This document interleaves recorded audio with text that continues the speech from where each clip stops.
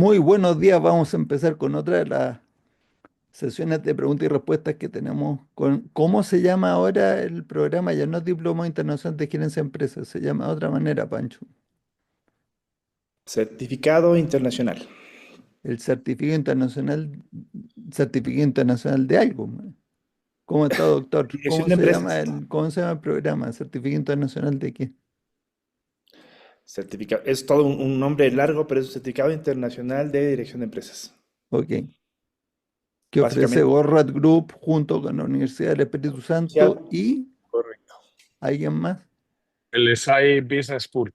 Y el SAI Business School de Ecuador, pero que es la misma universidad. No, es Es que parte de la sociedad. pensé que se estaban sumando otras instituciones de Colombia, pero Están eso todavía incorporadas, es, pero bajo el paraguas del ok, SAI. ok.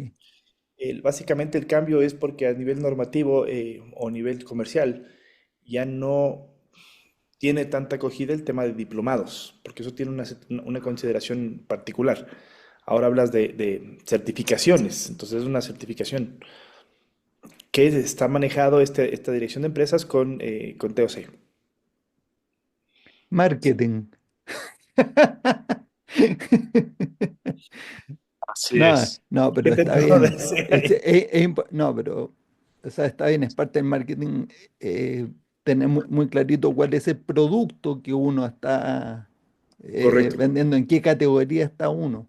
Porque cuando uno vende un Sí, producto y le pone un nombre que está fuera de la categoría, pues el interesado, ¿cómo sabe con qué que es eso comparar? lo que quiere. Claro, claro, claro. Interesante. Bueno, ¿y qué tal? ¿Cómo le terminó de ir en la semana? Como me decían en Colombia, me da siempre mucha risa esa expresión. ¿Alguna No me ha pregunta? terminado de ir, me está yendo todavía. Exacto. ¿Alguna pregunta o tema que tengan? Porque Daniel de Bono me preguntó hace un rato si íbamos a tener, porque como cambiamos la hora, y él no se Mm. enteró la semana pasada, pues o no estuvo o no vio la grabación.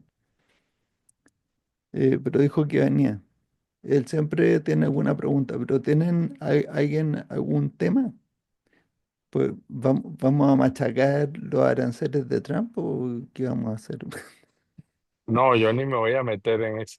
en berenjenales. El berenjenal ya No, porque está bien podría revuelto. ser interesante pensar en términos de restricciones. Es interesante considerarlo, pues, porque eh, fíjate cómo si uno mira el mundo como un sistema, en un momento, dice Trump, tiene sus razones, le va a poner todos estos aranceles a todo el mundo, y yo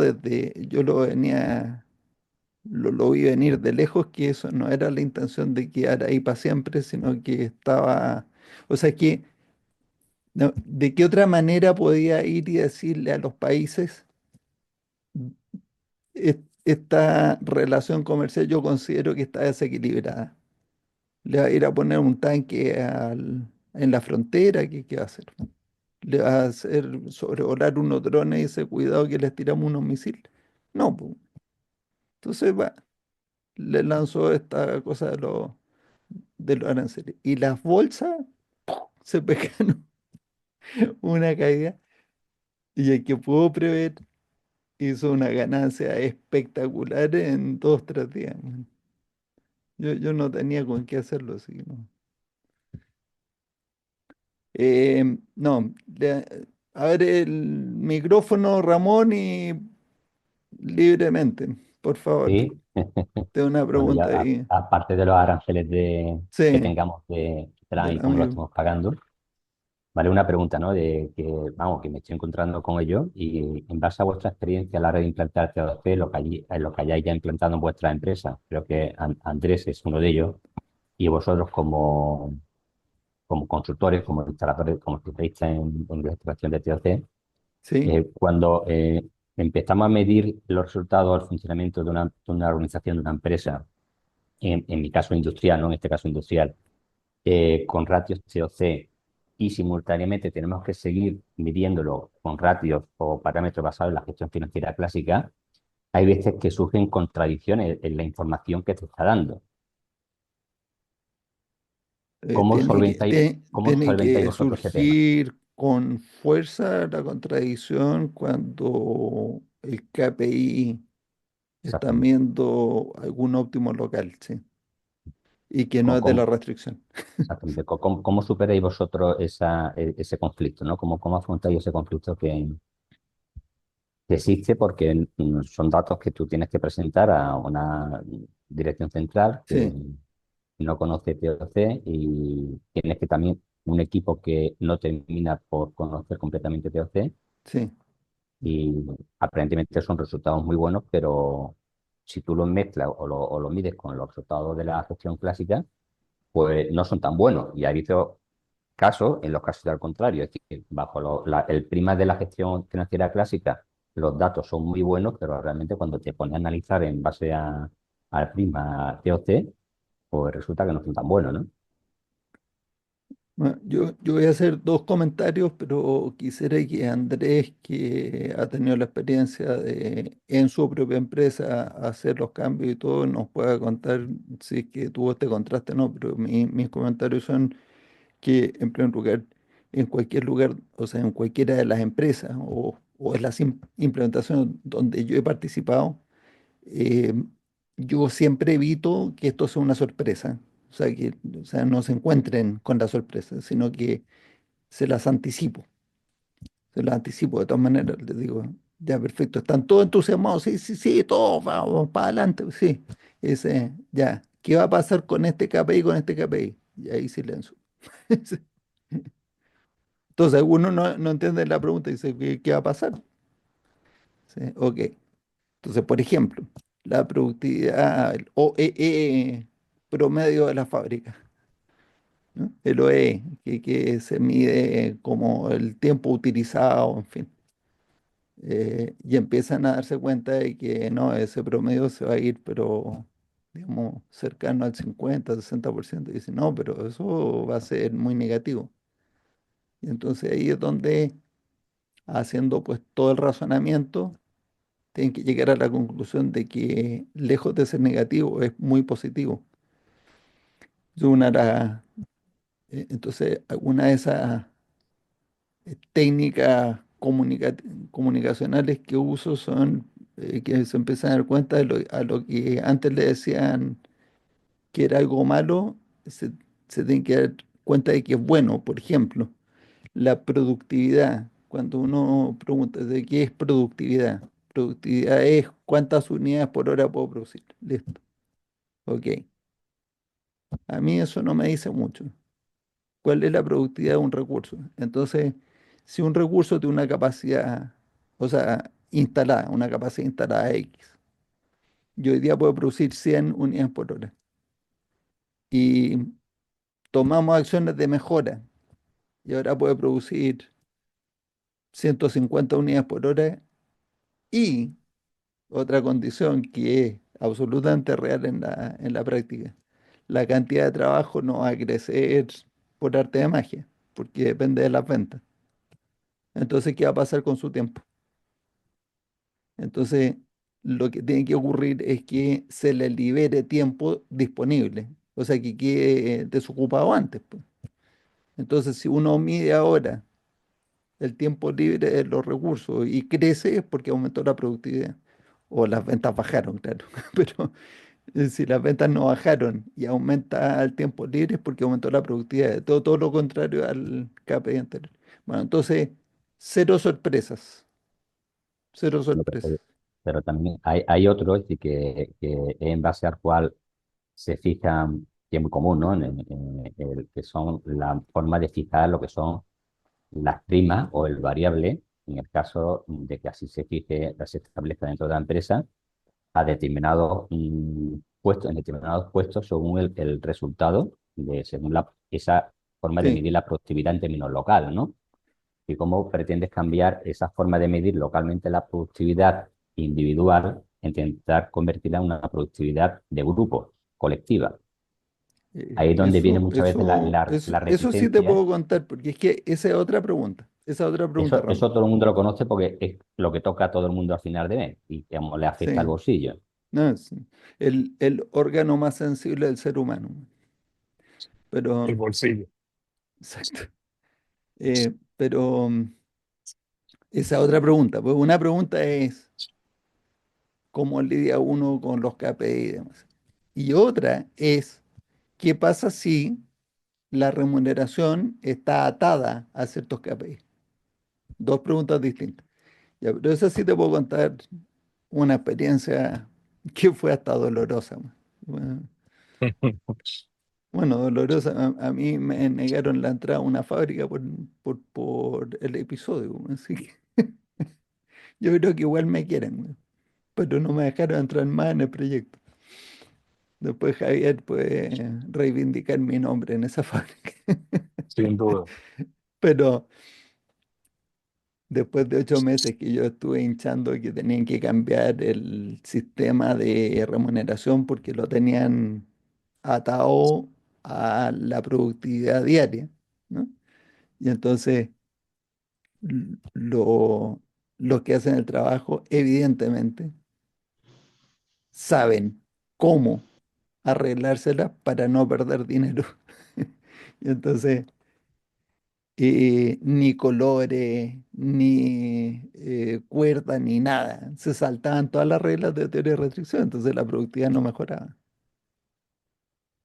Hasta que después de varios meses me encuentro con el dueño de la empresa, que no había logrado ya hablar con él. Yo, o sea, había pedido desde meses atrás, necesito una reunión con este señor. Y me decían que no. O sea, me decían que sí, que algún día, que no sé, pero es que distintos países, uno está en Chile, hay que viajar, o sea, se complicaba la cosa. Y yo andaba en uno de los países donde tiene planta la empresa, no estoy dando nombres, ni pistas, ni de países, ni de nada. O sea, tiene planta la empresa y es donde vivía el señor. Y yo estaba en esa planta y voy yendo a buscarme un café y me lo encuentro en el pasillo. Le digo, don fulano, necesito hablar con usted. Dice, Matías, ¿cómo estás? ¿Cuánto tiempo que no nos veíamos? No sé qué. Dice, por supuesto, sentémonos por aquí. Y yo le cuento esta historia y me interrumpe y me dice, mire, yo hace 40 años me di cuenta de que no sacaba nada con tratar de sacarle la máxima productividad a donde no era la restricción. Y le digo, ¿y por qué entonces en su fábrica se están pagando los incentivos estos? Dijo, tienes toda la razón, pero ahora que lo estoy viendo eh, o sea, el daño que está haciendo, eso lo vamos a cambiar hoy. Eran las 10 de la mañana, dice. Llama a alguien y dice, cita a todos los gerentes y me pone videoconferencia con otros países, no sé qué. A las 12 vamos a tener una pequeña charla. Y les dijo lo siguiente en esa charla. Van a hacer lo que dice este señor que está aquí al lado, Matías Virl, y van a cambiar todos los sistemas de incentivos. Y a todas las personas les van a calcular cuánto fue lo que ganaron el variable en los últimos 3 meses, van a calcular el promedio y eso se lo van a garantizar. Y entonces, durante los próximos 2 o 3 meses, vamos a ir viendo cómo funciona esto, y ese va a ser su sueldo fijo. Se acabó el variable. Nadie más calcule nada porque se acabó el variable. Ese va a ser su sueldo fijo. Y de ahí en adelante vamos a ir mirando cómo va la cosa. Pero vamos a pagar un sueldo fijo de mercado. Pero a la gente que hoy día ya se ha ganado un variable y todo, entonces le vamos a garantizar pues esa base. Y levantaron la mano varios. Esto no es negociable, weón. Esto es así. Así va a funcionar. Entonces estos son los no negociables. Lo vamos a hacer así. No es negociable el tema de los colores y no No, es negociable el tema de las exacto. liberaciones.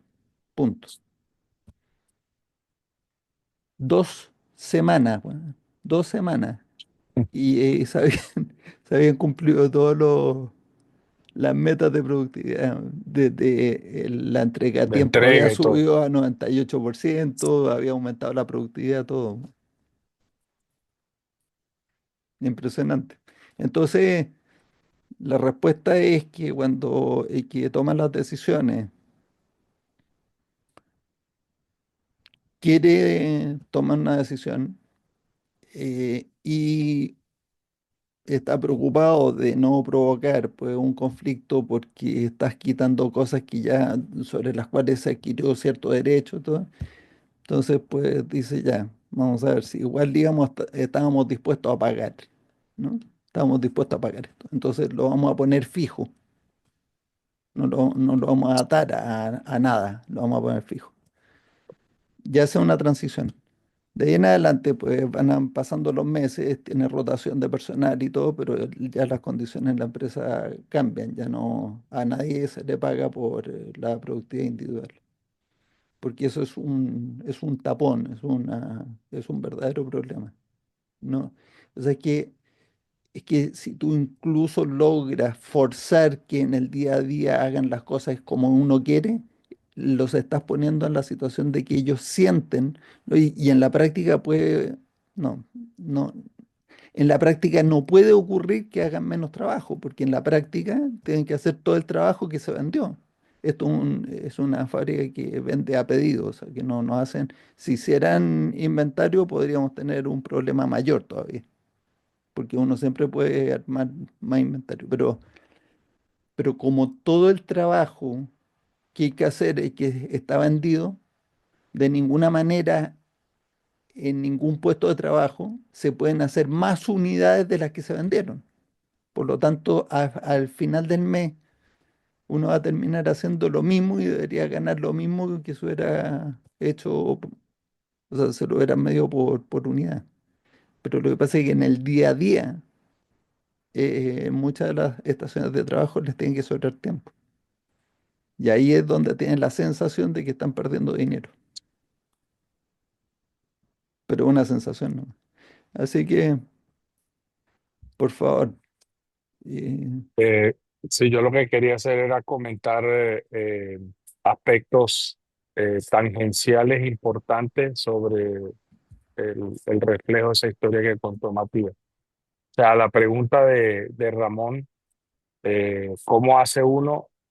Hay una indicación clara. Uno toma los cuatro principios de flujo de Eli y dice, el primero es el flujo es la condición más importante. Cuando uno asegura el flujo de materiales, ¿cierto? El inventario se mueve por la línea productiva. Eso al final hace que respondas a las necesidades del mercado, se genere flujo de dinero, etcétera. O sea que hay tres flujos generales que uno tiene que cuidar. El flujo de materiales, que es lo que hay que acelerar. Para eso requiere que el flujo de información y toma de decisiones sea muy rápido. Por lo tanto, los indicadores y la lógica de cuándo intervenir tiene que ser la mínima necesaria, no la máxima necesaria. No intervenir para hacer que las cosas sucedan, sino no intervenir para que sigan sucediendo. Y el tercero, que es el flujo de dinero, es la consecuencia de hacer bien esas dos. ¿Ya? Entonces, cuando uno mira eso, eh, listo, eso es entender que el flujo es lo más importante. El mecanismo para asegurar que no hay sobreproducción, que es el segundo principio, es lo que decía Matías, de que tenemos que ahogar la entrada de la materia prima, o sea, poner la cuerda, poner las prioridades para asegurar que ese flujo está balanceado y se está entregando a la máxima velocidad posible. Pero el tercero dice abolir las eficiencias locales. Y cuando Eli puso la palabra abolir es tal cual, o sea, hay que destruirlas, hay que hacerlas volar por los aires, colocar los indicadores correctos, es decir, no lo puedes dejar en un vacío. Pero cuando uno llega a ese punto, entonces ahí viene el comentario tangencial. No hay de otra. Le toca a uno hacer lo que Matías hizo, buscar al CEO de la compañía, sentarse y decirle, mano, esto es lo que estamos tratando de hacer, queremos implementar esto, el flujo está dando, pero tenemos este bloqueo, esto no tiene sentido por esto y por esto. O sea, hay que gastarle el tiempo de exponerse y es el riesgo que uno corre como la persona que quiere que sucedan las cosas de exponerse, explicar, persuadir, comunicar. Y esa es la parte más difícil de la gestión del cambio, porque te vas a encontrar, ¿qué es lo que pasaba en ese ejemplo? La gente que estaba implementando en la planta, en la operación, eh, pues hacía hasta donde ellos pensaban que el dueño les iba a permitir. Nada Creían. más. Entonces es un bloqueo mental de creer alguna cosa. Y Matías se sienta con el Señor. No pasaron 5 minutos y el Señor dijo, pero es que esto es obvio que hay que cambiarlo. Entonces es asumir de entrada, nosotros, digo nosotros en general, asumimos que la otra persona no va a entender. Y entonces nos retraemos y metemos una creencia. Si uno no lo intenta, no sabe, ¿ya? Entonces creo que parte del tema y cada vez uno lo ve más. La experiencia que ganamos nosotros es en entender que las personas no son tontas, es tratarlos con respeto, es tomar el tiempo de preparar lo que vamos a mostrar, es abrir el espacio, ganar confianza. Al final es eso. Creo yo que ese es el gran déficit que muchas veces tenemos, de darnos el espacio con las personas para conversar, exponer y recibir las críticas y todo y poder argumentar, ¿no? Que al final es como parte del diálogo y la co-construcción de ese camino. Ese era mi comentario. Ya, fíjate, otra cosa que pasa ahí, Javier, y pasó, que hay personas a las que uno le dice, ya, yo necesito la reunión con el director o general o con el dueño de la empresa, y no te la da. Y él tomó la decisión de, no, de negarte esta posibilidad de hablar con el dueño. Y yo me lo salté, pero me lo salté, o sea, pero me lo debí haber saltado mucho antes, haber Eh, conseguido yo el teléfono. Pero yo durante esos meses, o sea, Hiciste la ahora tarea con él, sí, sí, pero claro, traté de ir persuadiendo a las distintas personas, eran como dos o tres personas, no era solamente uno, era el gerente general de la planta, más el de operaciones, más. Pero ahora me doy cuenta de que, y esto es lo que uno gana con la experiencia, pero hay que tener la determinación de hacer ciertas cosas y que por un respeto que yo creo que está mal entendido eso, no nos vamos a saltar a tal persona, así que, ¿no? Eso es un respeto malentendido porque uno ve que el otro tiene su bloqueo mental, pero se está haciendo daño a sí mismo y le está haciendo daño a la empresa. Yo creo que uno eh, tiene que tomar el riesgo. Y si saltándoselo después a uno le dicen, lo siento mucho, esto se acabó, bien, se acabó, pero es que se habría acabado igual, po, porque no estábamos llegando a los resultados. yo Así que... tengo unos comentarios. ¿Cuánto tiempo nos queda, Matías, para restringirlos a los 10 segundos No, que quedan? o sea, llevamos sus veintitantos minutos ya, pero que Ok, vamos cerrando contigo. listo. Un par de comentarios venidos de un video de hace mucho tiempo de Eli Goldratt, en donde resalta las palabras de cuando usted se enfrenta con la cultura de la organización, la cultura siempre gana. Eso en la dirección de la pregunta de Ramón, asumo yo que él es el gerente general allá, pero él tiene que reportarle a los dueños o a la junta directiva, y quizás la junta directiva no tiene el entusiasmo que tiene Ramón con el TOC, No, y quizás el curso de acción que ha tomado él, y estoy tratando de leer en entre líneas, Ramón, si no me corriges, es que los resultados van a convencer a la gente que dejar de hacer esos KPIs es el curso. Eso nunca funciona. Eso nunca funciona ¿en serio? porque se, Ah, se nos ok. olvida el tema de que por medio hay una inercia gigantesca de a veces años o muchos años de la gente haciendo lo mismo. Entonces, eh, uno no puede esperar que de la noche a la mañana, porque llegó el Mesías a decir que eso no es así.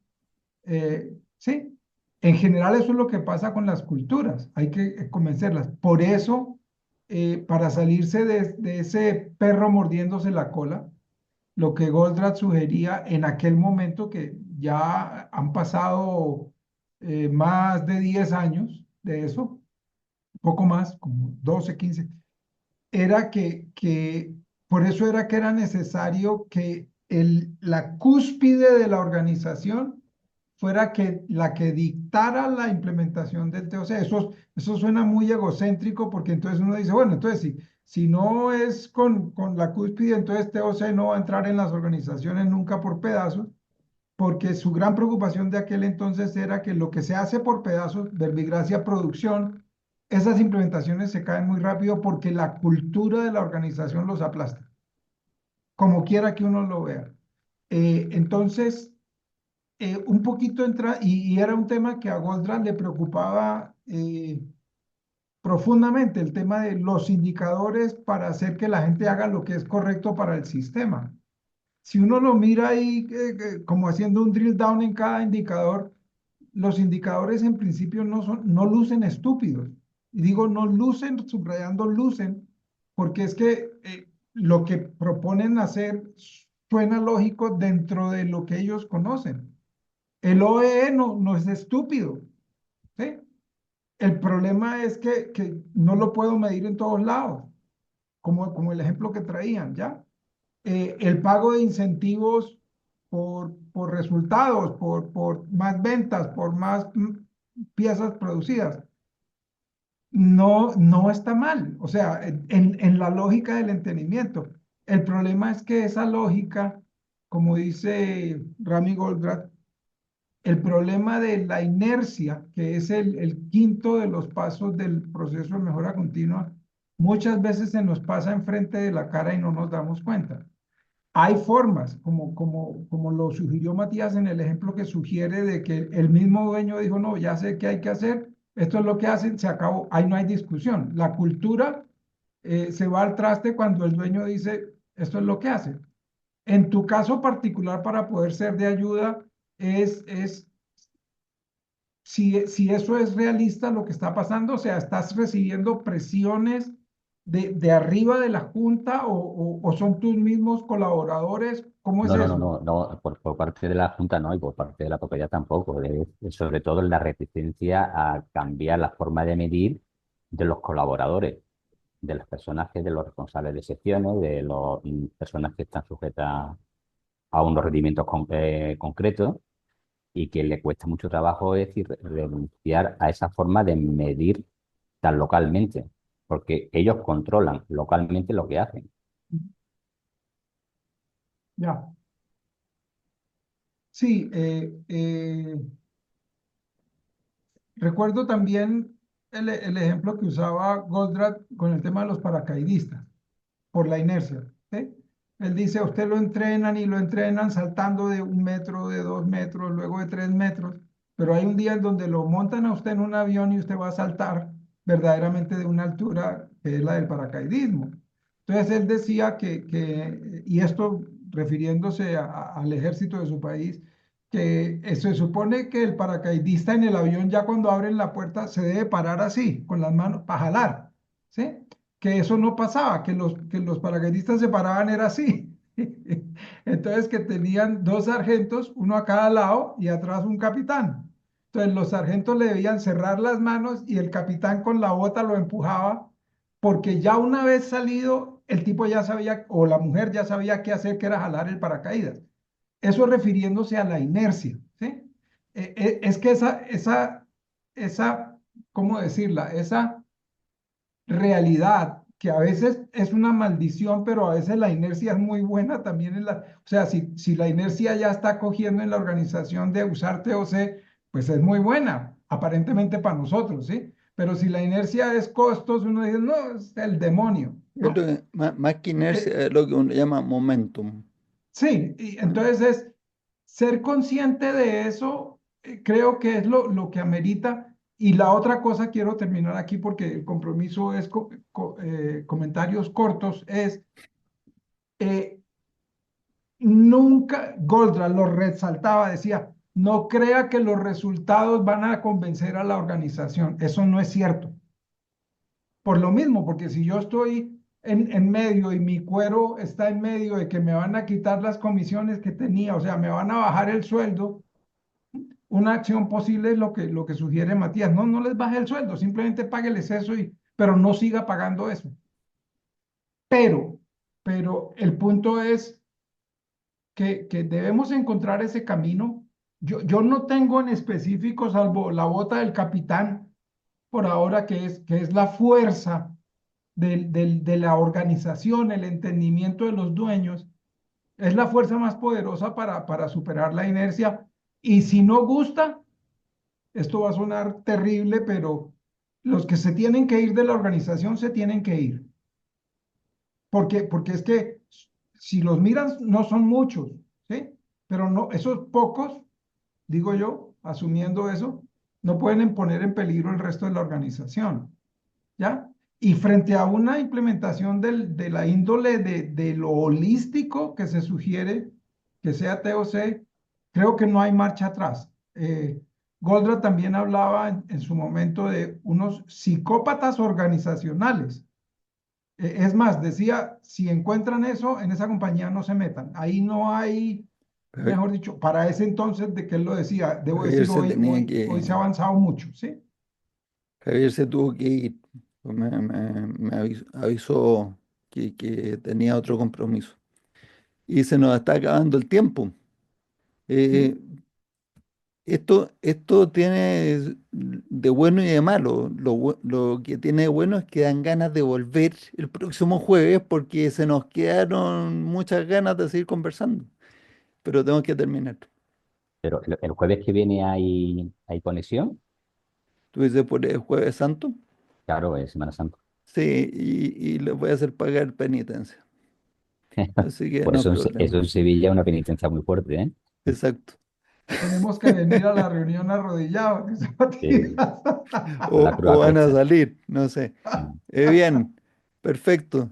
Pues nos veremos el próximo jueves, si Dios quiere. Les deseo excelente semana a todos. Muchas gracias por la conversación de hoy.